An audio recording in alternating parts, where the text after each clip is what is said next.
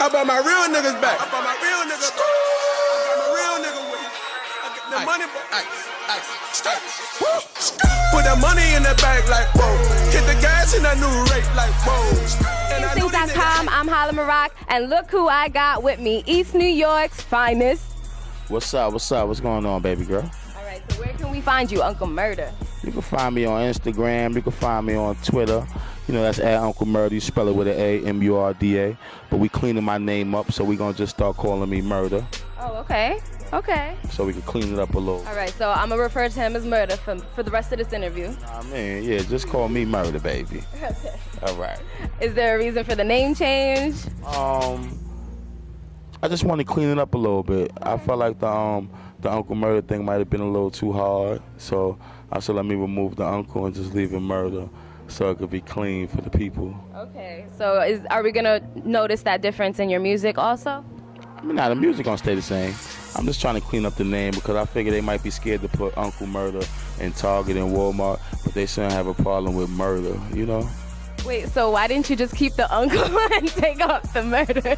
I'm just saying, you know, murder stand for, you know, it stand for... I had to ask. But... It stand for motivational, underdog, revolutionary, determined, ambitious. Okay. I like that. That's positive. Exactly. So, and that's my character. So that's what it is. Okay. All right. So you've been in the game for a lot of different periods of hip hop. So what do you feel about the state of hip hop today? I think it's all good. I ain't mad at these, you know, motherfuckers out there getting their money. I ain't out here knocking nobody hustle or none of that like that.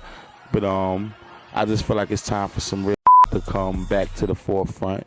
Some more with meaning. Like that, you know. So I'm just here about to play my part, take over this shit. Have some fun with it. Okay, so Real Niggas Back. Did you know it was gonna be such a huge record? We had a feeling, you know, it felt good though. You know, we got good vibes from it. That's why we put the record out to begin with. So we got good vibes from it. So we knew it was gonna get some good reaction because of the reaction of the people. Fuck that, Real Niggas is back. Death door, you weirdo, fake motherfuckers. We gonna stomp out. We gonna get you smacked. We gonna try to get you robbed and make sure put it on World Star and all that shit, so your career could be over. All right. Did you get all that? All right. Okay. So in the past, I would say since like 2014, you've been having like real, like the dots are connecting. You know what I'm saying? You had that song about 2014 stuff that happened. That got a lot of attention, and you even were in New York 1 because of that, right? In the video? Because of we was in the news because of the Hands Up video with me and Mano, where we had the gun pointed to the cop head. As you can see, the cops are still out here killing these black males. So yeah, we had a video talking about the situation with Mike Brown and Eric Garner, things of that nature, and they even made it to Bill O'Reilly and all that, you know, Bill O'Reilly old ass, and some other dude was on there trying to hate on me and all that shit. But the record wasn't a negative record towards police. It was showing things and talking about things that the police was doing to people. It caused the right attention. Yeah, exactly, for my community, but they try to flip it and make it so negative, tell them to suck for that. But it was a positive record, and as you can see, the police are still out here doing bullshit. They just killed another guy, Eric Harris, and all that. So it's like, man, and I just like to speak on things that's real.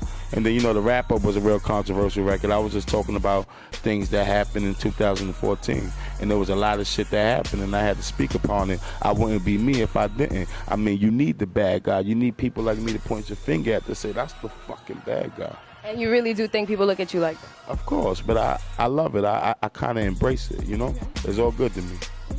It's become a part of your character and a part of your music. It's me, and I mean, everybody can't be so fucking cool and nice and just be popping Molly and all that shit and all that crazy shit. Nah, none of that. I don't do them type of drugs. I just smoke weed and liquor.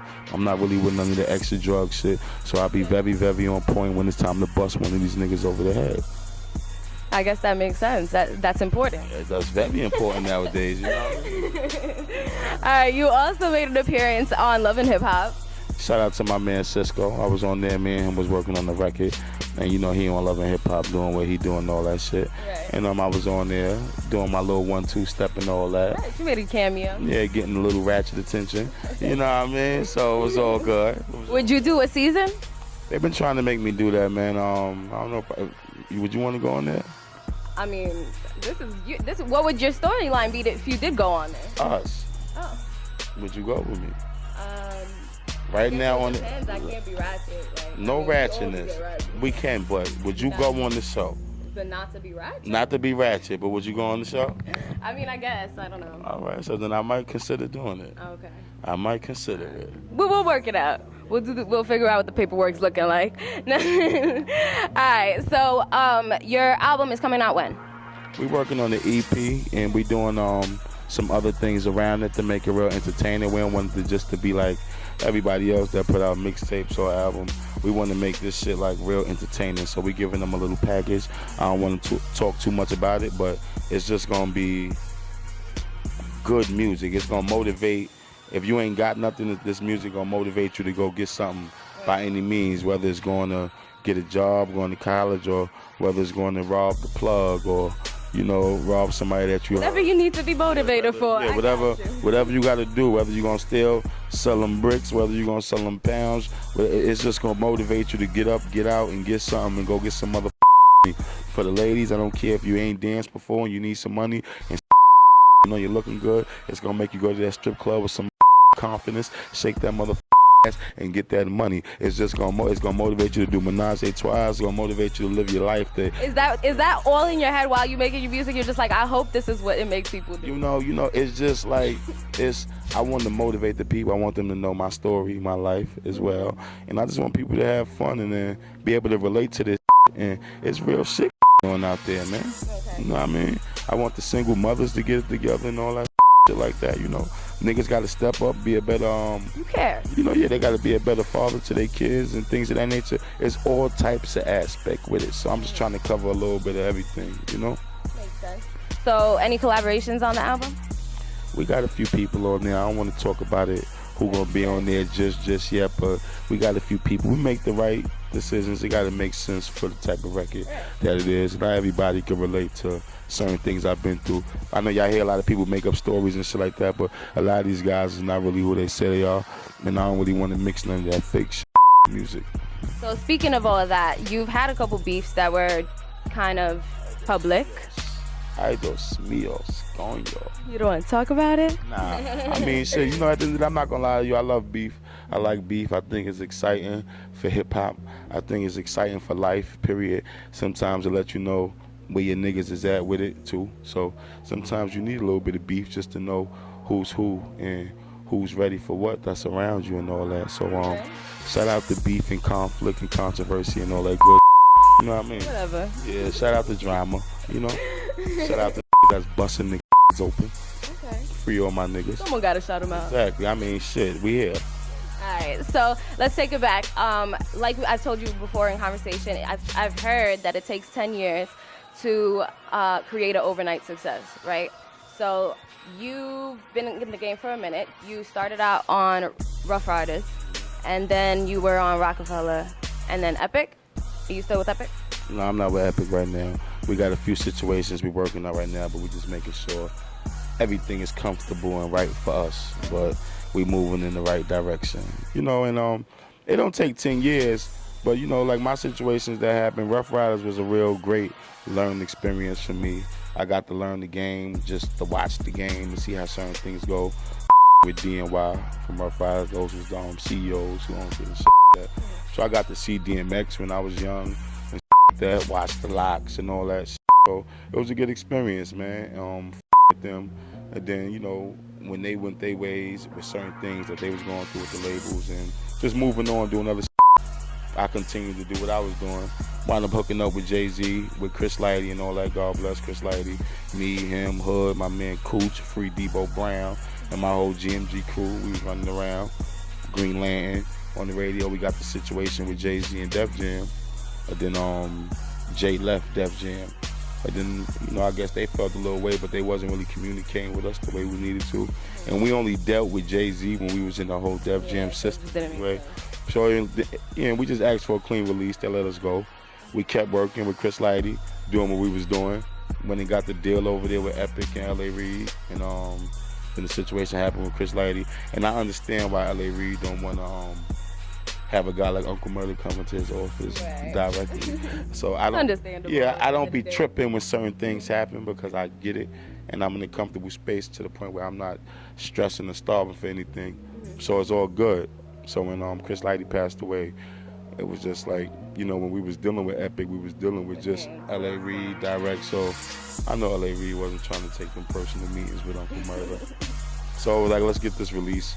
Let's just get out of this situation, keep it moving, turn up like we doing now. I mean, you know what's best for you in your career. So. Get a better situation. We still running around here getting the show money, the feature money. So it's just about getting in a better situation and make it work. All right. So what would you say, being on a label or being independent? What's the pros and cons? Like, what would you tell like an upcoming artist?